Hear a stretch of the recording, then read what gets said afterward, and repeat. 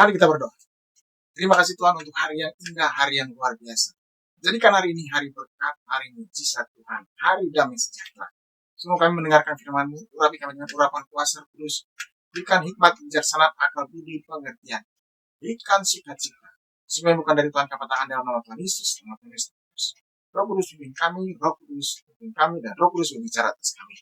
Jadikan hari ini hari yang luar biasa, yang sakit disembuhkan, yang lumpuh berjalan, yang buta melihat, yang terikat lepasnya. Di dalam nama Tuhan Yesus, haleluya. Amin. Kita akan membaca firman Tuhan yang indah hari ini, saudara, tentang perjuangan seorang muda yang luar biasa. Kita akan membaca di 1 Samuel pasal yang ke-17, ayat yang ke-40 sampai ayat yang ke-41, saudara. Perkelahian Daud dengan Goliat. Lalu Daud mengambil tongkatnya di tangannya. Dipilihnya dari dasar sungai 5 batu yang licin, dan ditaruhnya dalam kantung gembala yang dibawanya, yakni tempat batu-batu, sedang umbannya dipegangnya di tangannya. Demikianlah ia mendekati orang Filistin itu. Orang Filistin itu kian dekat, menghampiri Daud, dan di depannya orang yang membawa perisainya. Tema hari ini, saudara, kemenangan orang percaya. Inilah peristiwa di mana Daud menghadapi Goliat, saudara. Peristiwa yang luar biasa. Kita lihat sini beberapa hal yang indah. Mengapa Daud bisa menang terhadap Goliat, saudara? Mengapa Daud bisa menang terhadap musuh yang begitu besar, begitu luar biasa? Kita lihat sini beberapa hal yang indah. Yang pertama, di 1 Samuel 17, ayat yang ke-40. Lalu Daud mengambil tongkatnya di tangannya. Dipilihnya dari dasar sungai 5 batu yang licin, dan ditaruhnya dalam kantung gembala yang dibawanya, yakni tempat batu-batu, sedang umbannya dipegangnya di tangannya. Demikianlah ia mendekati orang Filistin itu. Daud mempersiapkan diri, saudara. Dan persiapannya beda seperti yang dilakukan oleh Saul dan tentara-tentaranya. Sebelumnya kita dengar bahwa Daud diberikan baju perang Saul, dikenakan ketopong, dan dipakaikan baju zirah. Tapi Daud melepaskannya, saudara. Selain karena berat, dia juga tidak biasa melakukannya. Dia katakan kepada Saul, aku tidak biasa memakainya. Tapi Daud tidak mundur. Bukan karena tidak pakai baju perang. Dia jadi gagal perang, saudara. Bukan karena dia tidak pakai baju zirah, ketopong, dan semua perlengkapan perang. Dia tidak jadi perang, tidak jadi menghadapi Goliat, saudara. Justru, dia jadi menghadapi Goliat dengan caranya sendiri. Ini saya mau katakan, orang harus pakai caranya sendiri, cara yang biasa dilakukan, dan bukan pakai cara orang lain. Karena belum tentu cara orang lain itu bisa membuat dia menang, bisa membuat dia nyaman, bisa membuat dia perang, saudara. Tapi lihat, Daud lebih nyaman dengan caranya sendiri, kebiasaannya sendiri. Ini luar biasa. Saya lihat di sini hal yang indah. Daud memakai caranya, kebiasaannya untuk menghadapi Goliat. Dan caranya sederhana, saudara. Dikatakan, Daud mengambil tongkatnya di tangannya. Dipilihnya dari dasar sungai 5 batu licin, dan ditaruhnya dalam kantung gembala yang dibawanya, yakni tempat batu-batu, sedang umbannya dipegangnya di tangannya. Luar biasa. Selayaknya seorang gembala, Daud memakai tongkatnya. Jadi ketika Goliat melihatnya, Goliat langsung menghinanya. Kata Goliat kepadanya, anjingkah aku ini sehingga kamu menghampiri aku dengan tongkat? Karena dilihat Daud membawa tongkat, layaknya seorang gembala. Lawannya nggak seimbang, saudara. Kalau secara kasat mata, tidak seimbang. Daud membawa tongkat dan umban di tangannya. Tapi Goliat membawa pedang, baju zirah, dan perlengkapan perang yang begitu luar biasa. Dan secara logika, Daud gampang dikalahkan, saudara. Daud pasti kalah. Siapa yang berpikir bahwa Daud akan menang? Hanya orang yang gila, orang yang tidak waras, yang menganggap bahwa Daud akan menang, saudara. Dari penampilannya, tidak meyakinkan. Dari penampilannya, tidak seimbang. Dan tidak membawa senjata yang cukup untuk menghadapi Goliat, saudara. Tapi lihat, Daud memutarbalikkan semua fakta, semua kenyataan, dan semua keadaan. Ini semua katakan, orang yang hebat adalah orang yang bisa memutarbalikkan fakta. Orang yang bisa membalikkan semua cerita. Orang yang bisa membalikkan semua prediksi, asumsi, dan semua anggapan orang, saudara. Anggapan yang berkata bahwa dia tidak mampu, dia membuktikan bahwa dia mampu. Anggapan yang berkata bahwa dia tidak bisa, dibuktikan bahwa dia bisa, saudara. Yang kedua, yang Daud lakukan, mendekati Goliat. Lihat, dia pakai perlengkapan seadanya, tongkat dan umban di tangannya. Dia maju menghadapi Goliat. Ini semua katakan, saudara, Daud dengan tenang melangkah, maju menghadapi Goliat. Dari sini orang yang melihatnya pasti akan gemetar, orang yang melihatnya akan takut. Bagaimana mungkin Daud menghadapi Goliat dengan cara demikian? Tapi itulah Daud, saudara, orang yang tidak kenal takut, orang yang tidak takut sama sekali. Jadi berita baik hari ini, saudara, Tuhan pakai orang yang berani. Tuhan pakai orang yang hebat, orang yang mau melangkah. Bukan orang yang mau mengundurkan diri, saudara. Karena orang yang mengundurkan diri tidak berkenan di hadapan Tuhan. Daud melakukannya. Daud semangat melakukannya. Daud dengan penuh gairah melakukannya. Ini semua katakan, saudara, Daud tidak melihat Goliat musuh yang besar, musuh yang hebat dengan semua perlengkapan senjatanya.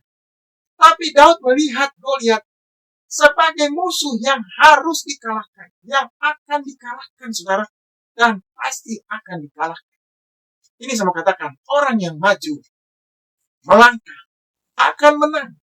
Orang yang maju melangkah dan tidak memikirkan situasi kondisinya, apapun kondisinya, akan menang, saudara.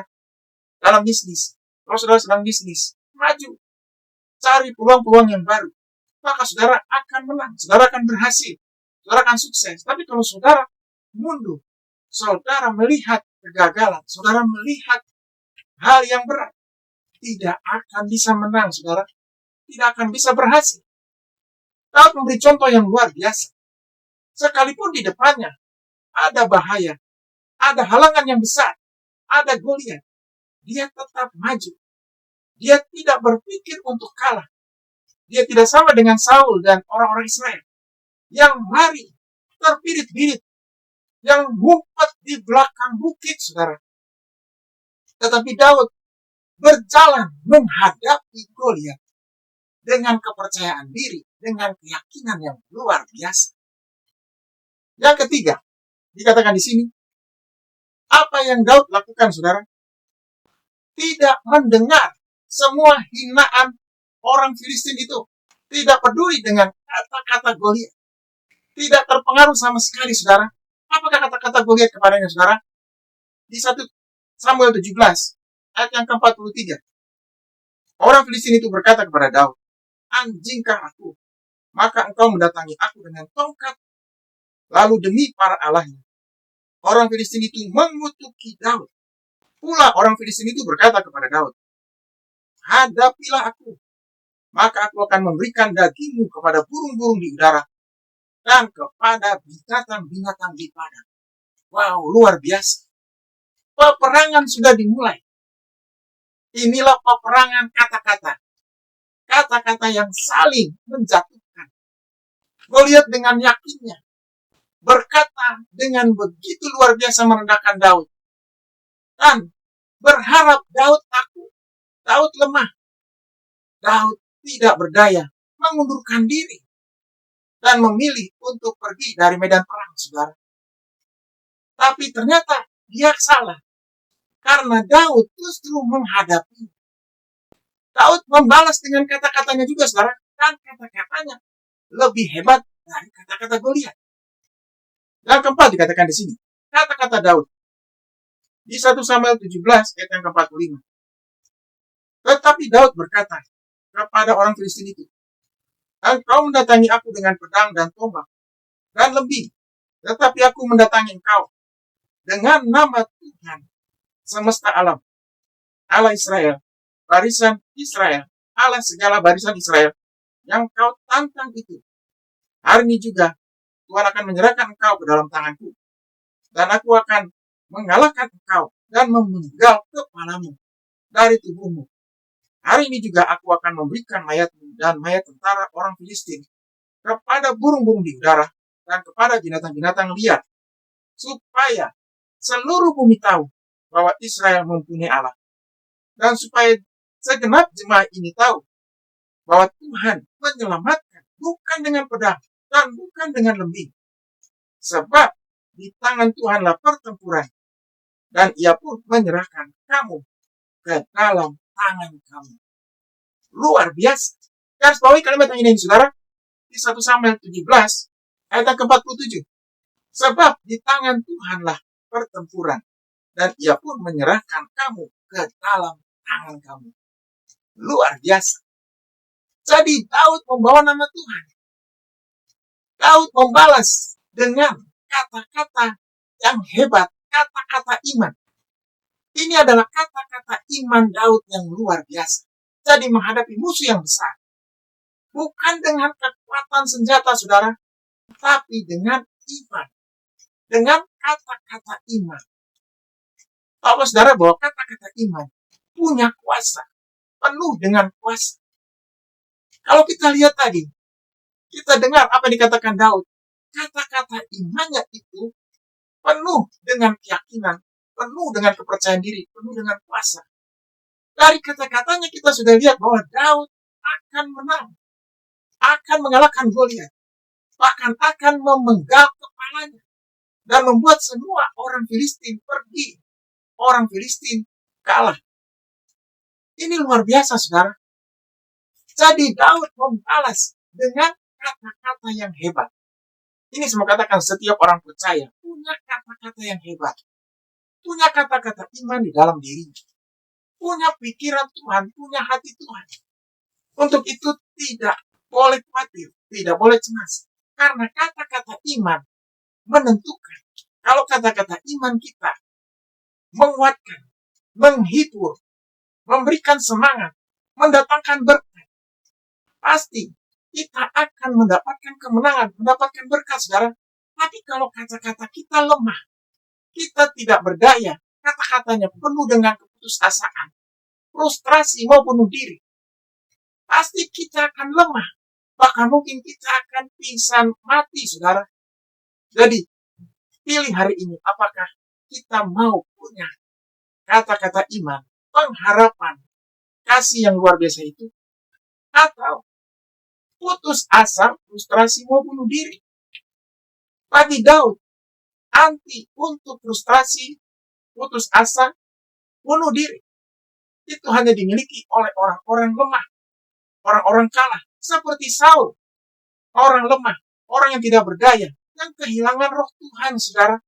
Tapi bagi Daud, dia punya kekuatan, dia punya kuasa, dia punya Tuhan yang akan membantunya mengalahkan Goliat.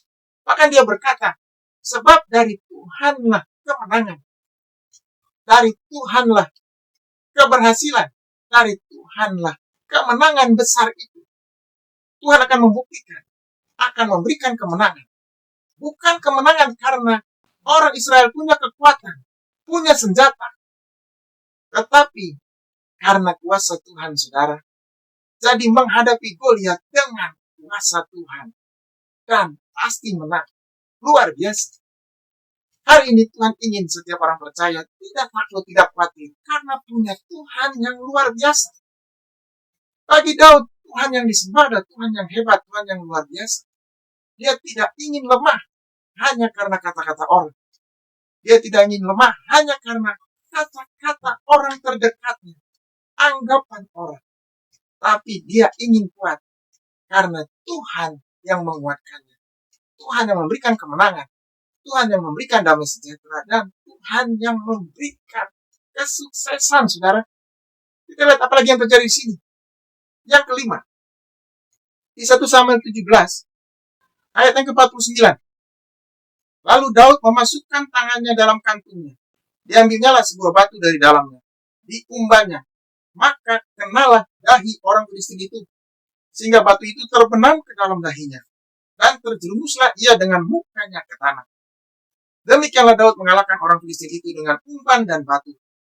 Ia mengalahkan orang Filistin itu dan membunuhnya tanpa pedang di tangannya.